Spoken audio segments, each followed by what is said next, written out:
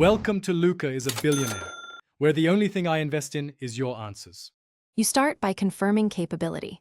Check your device and router support 5 GHz. This matters because 5 GHz offers higher throughput but shorter range. Once done, make sure you have your router admin login and IP address. You'll need these to change settings. Connect your laptop by Ethernet or current Wi-Fi to keep the session stable. Now open a browser, type the router IP, and log in. That first action opens the interface where you change bands. Once logged in, navigate to wireless or advanced wireless settings. Different vendors label it differently, so scan for 5 GHz or dual band options. Select the 5 GHz radio, choose an SSID that's distinct from your 4 GHz name so you can pick the faster band on devices, and set WPA2 or WPA3 security.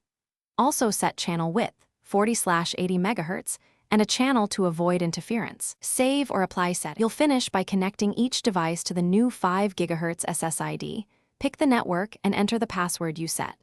Make sure devices support 5 GHz and move closer if throughput drops.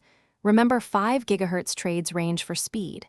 If a device won't see the SSID, reboot the router and the device, then check firmware updates. Outdated firmware can hide bands. If problems persist, revert changes, or consult the router manual for hardware-specific quirks and advanced channel tuning. Thanks for watching and please subscribe. It's the best investment you'll ever make.